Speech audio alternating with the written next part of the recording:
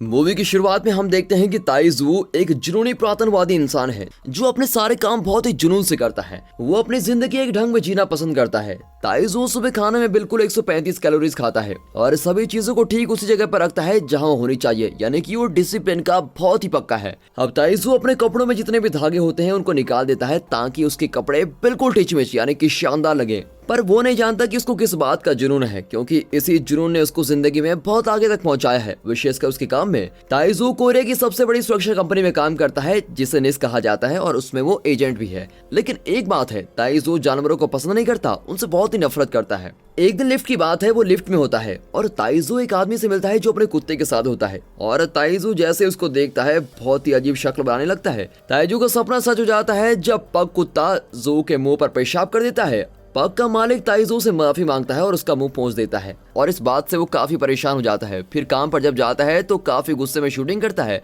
लेकिन उसका मूड तब सही होता है जब उसके ऑफिस के साथ ही आते हैं और उसको उसकी उन्नति के लिए मुबारकबाद देते हैं। अब बाद में पता चलता है कि सबको एक बड़े प्रोजेक्ट पर काम करना है और उसकी बातचीत के लिए बैठक बुलाई जाती है। उन्हें चाइना से एक जरूरी इंसान को सुरक्षा देनी है जो कि एक समारोह के लिए लाया जा रहा है। अब ये समारोह कोरिया और चाइना के कूटनीतिक रिश्तों के 25 साल पूरे होने पर रखा गया है। इस समारोह में उस जरूरी इंसान को चाइना से कोरिया के लिए शांति के प्रतीक के तौर पर भेजा जा रहा है और ये दोनों देशों की राजनीतिक संबंधों के लिए बेहद ही जरूरी है। कहते हैं जिस इंसान को चाइना से कोरिया लाया जा रहा है वो कोई इंसान नहीं बल्कि एक पांडा है जिसका नाम मिंग मिंग है। फिर डायरेक्टर सबसे पूछती है कि उसकी सुरक्षा की जिम्मेदारी कौन लेगा, कौन इसका सिक्योरिटी चीफ बनेगा। हालांकि ताइजू को तो जानवरों से काफी नफरत है, लेकिन फिर भी अपनी तरक्की को बचाने के लिए ताइजू ये जिम्मेदारी लेने के लिए तैयार हो जाता है। अब इवेंट वाला दिन आ जाता है और सभी लोग मिंग मिंग को देखने के लिए बड़े उत्तेजित हो रहे होते हैं कि कैसा पांडा आएगा। ताइजू पूरी जगह को देख रहा होता है और उधर की सुरक्षा का बिल्कुल ख्याल रखता है कि कहीं कोई जरा सी भी चूक ना हो जाए। अब पूरी सुरक्षा को देखने के लिए फौज के कुत्तों को भी वहां लाया जाता है। फिर ताइजू की मुलाकात जूनियर एजेंट क्रॉनी से होती है जो अभी अभी न्यूजीलैंड से वापस आया है। ताइजू को खुश करने के लिए क्रॉनी उसको अपना पेन दिखाता है जो 100 मील तक सारी बिजली से चलने वाली चीजों को बंद करता है। क्रॉनी के इरादे नेक हैं, लेकिन अपनी किस्मत की वजह से हमेशा पंगे में फंस जाता है। फिर ताइजू क्रॉनी को दूर रहने के लिए कहता है और किसी भी तरह की दखल अंदाजी करने के लिए मना कर देता है। और फिर समारोह शुरू होता है और मिंग मिंग को लोगों के सामने लाया जाता है। सारे लोग बहुत ही खुशी मनाने लगते हैं और मिंग मिंग की फोटोज भी ले रहे होते हैं और वीडियोस बना रहे होते हैं। तभी अचानक एक जगह पर हलचल मच जाती है और लुटेरों की टोली वहां पहुंच जाती है, वो भी बॉम्ब के साथ, और वहां विस्फोट होता है। अब मंच पर धुआं वाले बॉम्ब फेंके जाते हैं जिससे सारे लोग इधर उधर भागना शुरू करते हैं। मिंग मिंग ये देखकर घबरा जाता है और वहां से भाग जाता है और क्रॉनी ये देख लेता है और उसका पीछा गाड़ी भी करता है। अब ताइजू भी उसके पीछे भागता है, लेकिन उसे रुकना पड़ता है क्योंकि लुटेरे मिंग मिंग को बंदूक से मार रहे होते हैं। अब ताइजू उनको रोकने की कोशिश करता है, लेकिन वो लोग धुएं वाले बॉम्ब का इस्तेमाल करके मिंग मिंग को वहां से लेके चल जाते हैं।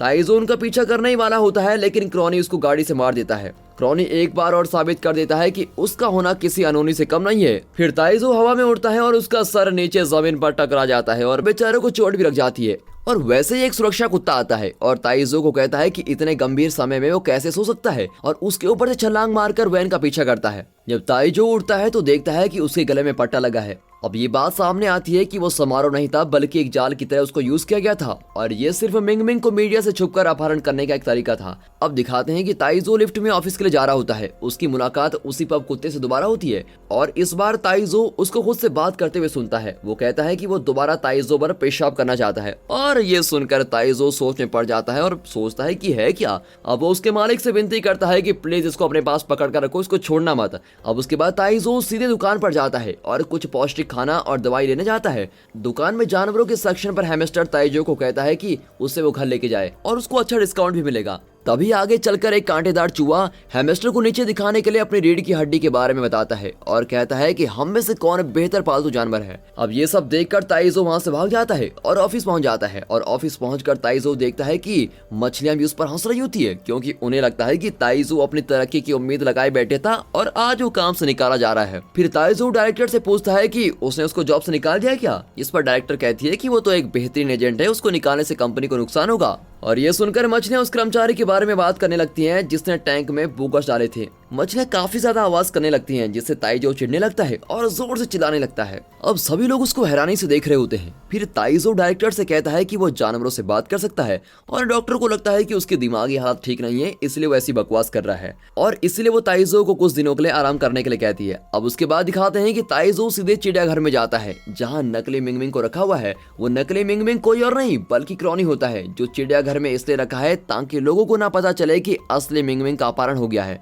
ताइजो और क्रॉनी पिछले कमरे में मिलते हैं और यहाँ गलती से क्रॉनी के कपड़ों को आग लग जाती है और उसको हॉस्पिटल में ले जाया जाता है।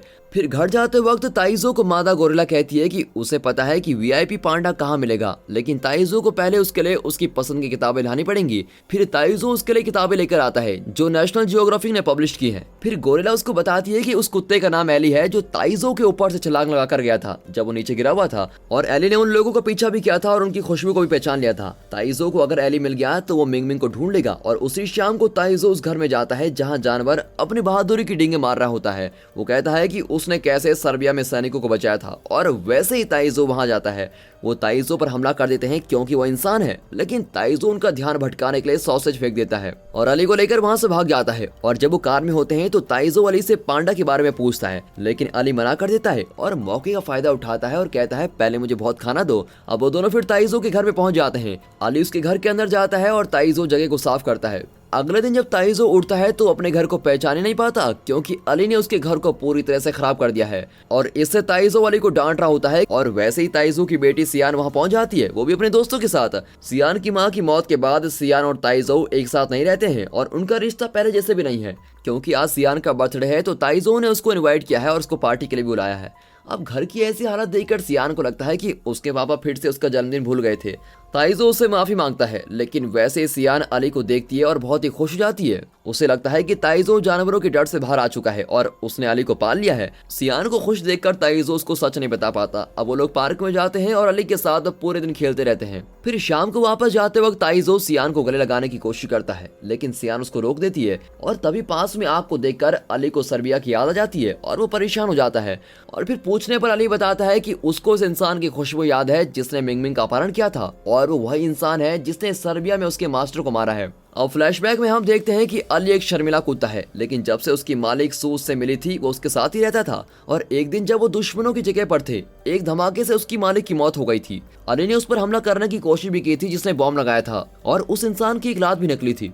और उस वक्त भी अली ने वैसे ही खुशबू सूंघी थी जैसे मिंगमिंग के अपहरण करते वक्त सूंघी है। लेकिन ताइजो को उसकी कहानी सुनकर जरा बुरा लगता है और ताइजो अली को खेल में उलझा लेता है। फिर आगे हम देखते हैं कि मिंगमिंग को एक गोदाम में रखा हुआ है। मिंगमिंग को बांस खाना बहुत ही पसंद होता है और इसलिए किडनैपर्स खेत से उसके लिए बांस लेकर आते हैं। और फिर अगले दिन अली और ताइजो उस खेत में जाते हैं और अली वही खुशबू सूंघता है। ताइजो उस बांस बेचने वाले की बकरी से पूछता है और उसको गाड़ी के नंबर प्लेट के बारे में पता लग जाता है। और काफी ढूंढने के बाद पता चलता है कि वो इंसान हाईटेक कंपनी का मालिक मैंसिक है। उसको देखने के बाद तो अली एकदम पहचान लेता है कि यही मिंगमिंग का अपहरण करने वाला है। और ये सुनकर ताइजो उलझन में पड़ जाता है, लेकिन उसके पास कोई ऑप्शन नहीं होता, इसलिए उस पर यकीन कर लेता है। अब वो दोनों कंपनी के मुख्यालय जाते हैं और उन्हें पता चलता है कि मैंसिक एक नई योजना बना रहा है जिसमें पांडा खिलौने में असली पांडा के जीन्स होंगे। वो एक नई प्रजाति की तरह होंगे जिसे लोग पेट की तरह भी पाल सकते हैं, क्योंकि चाइनीज सरकार के पास सारी दुनिया के पांडास को रखने का विशेष अधिकार भी है। इसलिए उन्होंने मिंगमिंग का अपहरण किया ताकि उसके खून को इस्तेमाल कर सकें और आगे उसके साथ एक्सपेरिमेंट कर सके।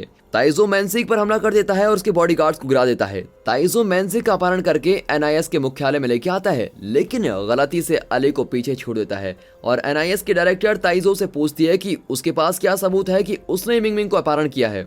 अब ताइजो के पास तो इसका जवाब नहीं होता और ये बात सामने आती है कि जब अपहरण हुआ था तो मैंसिक न्यूयॉर्क में था, इसलिए गलत आरोप लगाने की वजह से बेचारे ताइजो को नौकरी से निकाल दिया जाता है। और आगे हम देखते हैं कि मैंसिक इसके बाद सीधे अपने लोगों के पास जाता है जिसने मिंगमिंग का अपहरण किया था। अब अली परेशान हो जाता है जब डिमित्री को मैंसिक का मास्क पहने देखता है। डिमित्री मैंसिक को धमाका करने वाले कैप्सूल दिखाता है जो इंसानों को खिलाओ या जानवरों को वो थोड़ी देर में फट जाएगा। अली जो अभी तक मैंसिक का पीछा कर रहा था वो ये सब सुन लेता है और उससे सब कुछ पता लग जाता है। अब उसके बाद अली मिंगमिंग से मिलता है और उसको वादा करता है कि वो उसको यहाँ से निकाल देगा। उसके बाद अली भागकर ताइजो के घर में जाता है और उसके घर की घंटी बजाता है, लेकिन ताइजो दरवाजा नहीं खोलता। वो अब अली पर भरोसा नहीं करता क्योंकि अली की वजह से उसकी नौकरी चली गई है। फिर फौज के लोग अली को लेकर चले जाते हैं और जब सियान अली से मिलने वापस आती है तो उसको बहुत ही बुरा लगता है कि उसके पापा ने उसको छोड़ दिया है और ये देखकर ताइजो अली को बचाने के लिए फौजियों के कैंप में चला जाता है। फिर ताइजो किसी भी तरह अली को बचा लेता है और ये देखकर अली बहुत ही खुश होता है, लेकिन ताइजो उसको कहता है कि वो उससे बहुत ही नफरत करता है और उसको दूर जाने के लिए कह देता है। फिर काफी कोशिश करने के बाद अली ताइजो को बताता है कि उसने मिंगमिंग को देखा है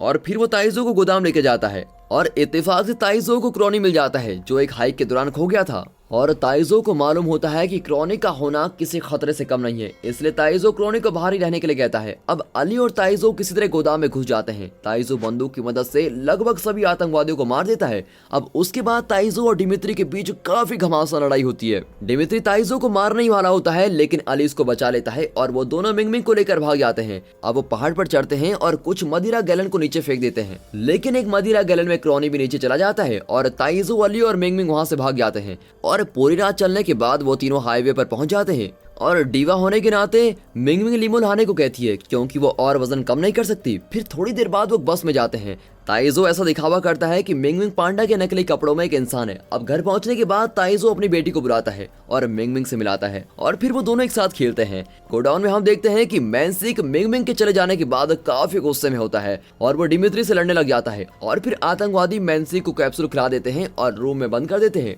और ये बात सामने आती है कि डिमित्री का असली प्लान पांडा को धमाका करने वाला कैप्सूल खिलाकर वापस चिड़ियाघर में भेज देने का है। और जब मिंगमिंग को समारोह में बुलाया जाएगा तो बाकी लोगों के साथ कोरिया और चाइना के नेता लोग भी धमाके में मर जाएंगे। और जब सारे आतंकवादी बाहर आते हैं तो गोडाउन में धमाका हो जाता है, जिससे ये पता चलता है कि मैंसिक ने जो कैप्सूल खाया था वो काम कर रहा है। फिर ताइजो डायरेक्टर को घर पर बुलाता है और मिंगमिंग से मिलवाता है। ताइजो के घर पर बाकी सभी जानवर भी होते हैं जिनसे वो बात करता है। ताइजो मिंगमिंग के लिए लीमो मंगवाता है और उसको उस जगह पर भेज देता है जहां नेता लोग मिलने वाले होते हैं। मिंगमिंग को छोड़ते वक्त अली को बहुत ही अजीब सी खुशबू आती है और वो उसका पीछा करता है और डिमित्री के लोग उसका अपहरण कर लेते हैं। ताइजो अली को अपहरण होते हुए देख लेता है लेकिन उसको बचा नहीं पाता और फिर ताइजो घर वापस जाता है और तोते को कहता है कि उसको ढूंढो। अब तोता बाहर जाता है और बाकी सभी पंछियों को अली के लिए ढूंढने के लिए कहता है और इसी दौरान डिमित्री अली और बाकी सभी फौजी के कुत्तों को धमाका करने वाला कैप्सूल खिलाने के लिए मजबूर करता है क्योंकि वो सब समारोह में होंगे और डिमित्री उनका इस्तेमाल करके जगह को धमाका करके तबाह कर देगा। अब समारोह का दिन आ जाता है और दोनों नेता आपस में मिलने लगते हैं। जब मिंगमिंग का परफॉर्म करने का समय आता है तो डिमित्री अपने फोन से टाइमर सेट करता है और सारे कुत्ते इधर उधर भागने लग जाते हैं। लोग बाहर भागने की कोशिश करते हैं लेकिन सभी दरवाजे बाहर से बंद होते हैं। अब धमाका होने में बस थोड़े सेकंड्स बचे होते हैं और वैसे ही ताइजो क्रोनी के पास जाता है और उसके पैन का प्रयोग करता है जो सभी बिजली से चलने वाली चीजों के सिग्नल को बंद कर देता है, जिससे डिमित्री का फोन बंद हो जाता है और धमाका करने वाले सभी बॉम्ब बंद हो जाते हैं। डिमित्री भागने की कोशिश करता है लेकिन अली उसका पीछा करता है। अब उन दोनों के बीच में काफी लड़ाई होती है जिसमें अली को काफी ज्यादा चोट भी लगती है। डिमित्री अली को शूट करने ही वाला होता है लेकिन ताइजो खुद की जान को खतरे में डालकर अली को बचा लेता है। और आगे हम देखते हैं कि ताइजो हॉस्पिटल में है और ताइजो को उठने के बाद अली के बारे में पता चलता है कि वो भी यही है। ताइजो उसको देखने जाता है और अली को मरा हुआ पाता है और फिर ताइजो और जियान अली के मरने का शौक मनाते हैं। लेकिन थोड़ी देर बाद डॉक्टर आकर उनको बताती है कि अली जिंदा है और वो सिर्फ सोया हुआ है। आगे हम देखते हैं कि डायरेक्टर अली को वीरता का पदक देती है और ये मूवी दोस्तों यहाँ पर खत्म हो जाती है। दोस्तों हम इस मूवी में देखते हैं कि कैसे अली ने अपनी जान पर खेलकर सभी की जान बचाई। ताइजो चाहे जानवरों से कितनी भी नफरत करता हो लेकिन आखिरकार वो सभी जानवरों से प्यार करने लग जाता है। और दोस्तों आपको इस मूवी का सबसे अच्छा कैरेक्टर कौन सा लगा हमें जरूर बताइएगा। और अगर आपको ये मूवी अच्छी लगी हो तो वीडियो को एक लाइक और चैनल को सब्सक्राइब अभी कर दें। And finally thanks for watching.